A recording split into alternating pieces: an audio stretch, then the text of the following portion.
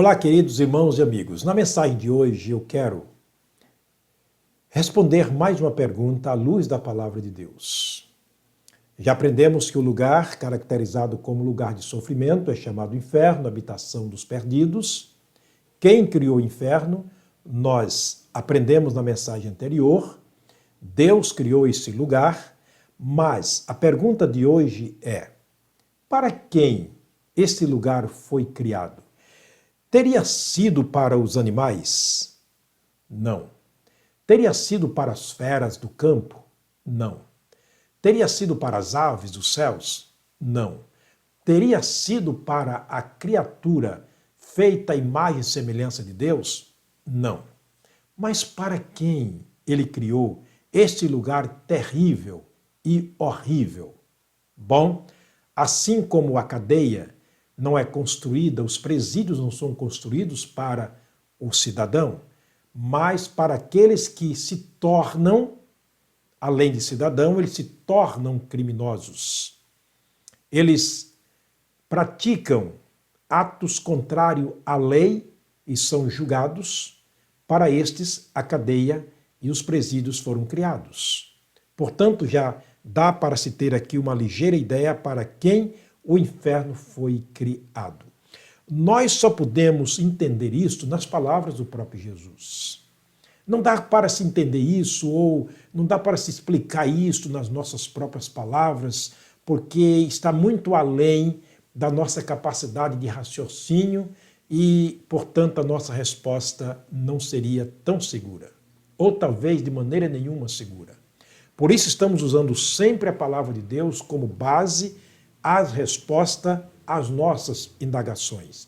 Vamos para mais um texto muito interessante. Quando Jesus voltar a este mundo, ele voltará primeiro para os salvos. E nós já aprendemos isto, que acontecerá a ressurreição dos salvos, a transformação dos salvos vivos e o arrebatamento de todos juntos para estarem na presença de Deus. Na segunda fase da volta de Jesus, ele pisará este mundo. Na primeira fase, ele vai voltar na nuvem, e ele dali chamará os seus escolhidos. Na segunda fase, ele voltará a este mundo, ele pisará esta terra, e ele voltará para Israel. Ele voltará para estabelecer o seu reinado aqui neste mundo. Vamos ver como isso vai acontecer? Vamos para Mateus capítulo 25. Eu vou começar a ler do versículo 31 ao 33 e logo em seguida o 41. Vai dizer o seguinte: e quando o Filho do Homem vier na nuvem, ou seja, na sua glória, e todos os santos anjos com ele. Se lembra que nós mostramos aqui em mensagens anteriores que Jesus voltará numa nuvem, assim como ele para o céu vistes, e ele voltará com os seus santos anjos. É a companhia de Jesus naquele momento, são os seus anjos. Então se assentará no trono da sua glória. Se lembra de Apocalipse capítulo 20, aquele grande, alto e sublime trono e alguém assentado sobre ele é Jesus. Eu vou repetir mais uma vez a leitura do verso 31. E quando o Filho do Homem vier na sua glória e todos os santos anjos com ele, então ele, Jesus, se assentará no trono da sua glória, da sua majestade. O verso 32 vai dizer o seguinte: todas as nações serão reunidas diante dele. Se lembra de Apocalipse capítulo 20, versículos 11, quando a Bíblia Sagrada diz no versículo 2 que João viu ele assentado no trono e grandes multidões de grandes e pequenos estavam diante dele. Afirma mais uma vez o próprio Jesus aqui, e Mateus escreveu de maneira fiel aquilo que Jesus estava ensinando. E todas as nações serão reunidas diante dele, e apartará uns dos outros, como o pastor aparta dos bodes as ovelhas. Está falando de Israel, está falando das multidões perdidas, e Deus iniciando o seu reinado aqui neste mundo, e separando pessoas de pessoas. Ele vai colocar Israel ao seu lado direito, ele vai colocar os perdidos do lado esquerdo e ele vai dizer, então dirá Jesus Cristo aos que estiverem do seu lado direito para Israel, vinde, benditos de meu Pai, possuí, recebam por herança a promessa que foi feita a vocês desde a fundação do mundo. Israel será salvo por promessa. Nós somos salvos pela graça, nesse tempo da graça, mas tem uma promessa para Israel. A Bíblia Sagrada diz, através do apóstolo Paulo, que nem todo Israel será salvo, mas o remanescente. Aqui está se tratando de um remanescente da nação de Israel. Então Jesus, neste momento, vai dizer a Israel, vinde benditos de meu Pai, a menina dos olhos de Deus, o povo escolhido, o povo santo, o povo para quem Jesus Cristo veio, João capítulo 1, versículo 11. O povo para quem a Bíblia foi escrita e por quem a Bíblia foi escrita. O povo que pertence a Deus por promessa. Todas as promessas de Deus foram feitas a Israel. Portanto, neste momento, Israel vai ouvir da boca do próprio Deus, vinde benditos de meu Pai. Possuí por herança o reino que está preparado para vocês desde a fundação do mundo. Se você ler João capítulo 1, versículo 11, você vai ver Jesus dizendo, vim para o que era meu, mas os meus não receberam. Ele está se referindo a Israel. Oséias capítulo 11, versículo 1, vai dizer que Deus amou Israel quando ainda era menino.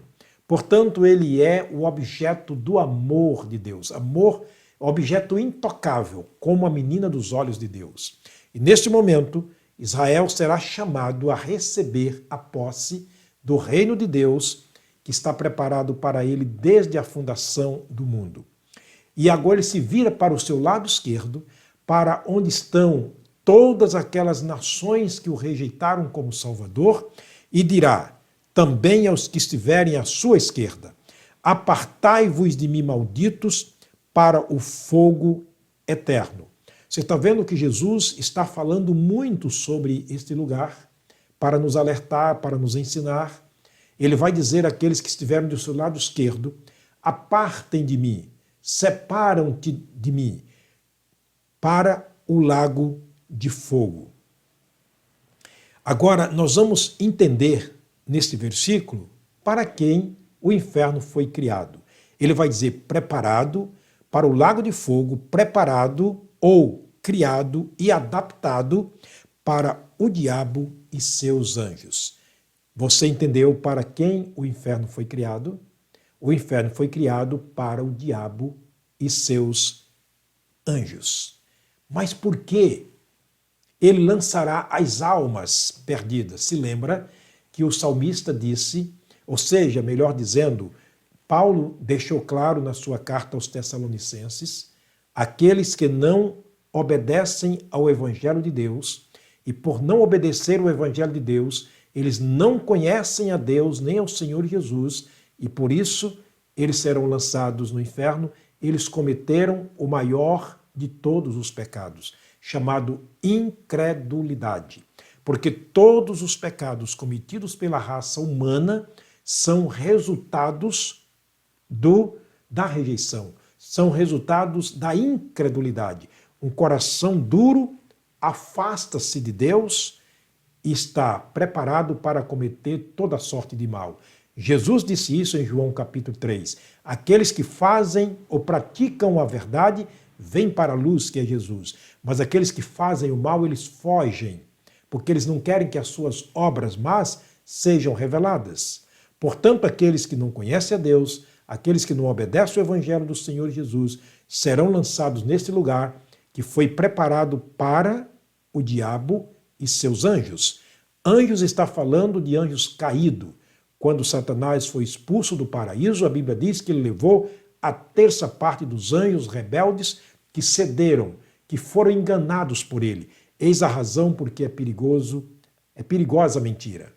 Toda mentira tende a te enganar, a te levar com a mente obscurecida, o coração duro, para a obscuridade da realidade da vida. Mas Jesus não. A luz de Deus brilha sobre as nossas vidas, no nosso coração, abre a nossa mente e compreendemos as verdades de Deus, e é aí que existe o novo nascimento e uma decisão para provar que somos salvos, nascidos em Cristo Jesus. Espero que você tenha agora entendido para quem criou e para quem foi criado o inferno. O inferno não foi criado para o homem, o inferno não foi criado para as pessoas, foi criado para o diabo e seus anjos, mas infelizmente há muita gente enganada, há muita gente apegada à mentira, porque tem muitos mentirosos usando a palavra de Deus, usando a igreja de Deus, usando a doutrina da palavra de Deus para mentir para você. Por favor, ouça, não acredite no que eu estou dizendo, acredite no que a palavra de Deus diz. É ela que é a verdade absoluta. Paulo disse que ela é digna de toda a confiança. Mas todo homem é mentiroso. Só a palavra de Deus é a verdade. Espero que você tenha entendido. Quero mais uma vez terminar orando por você e sua família. Pai, muito obrigado pelas pessoas que continuam aqui me assistindo, me vendo por essa gravação, mas sobretudo, ó Deus, ouvindo e aprendendo a Tua palavra. Que o Teu Espírito Santo esteja falando ao seu coração, abrindo a sua mente, fazendo compreender a Tua palavra, a Tua verdade. Abençoa as suas famílias. Nós oramos no nome de Jesus. Amém. Forte abraço.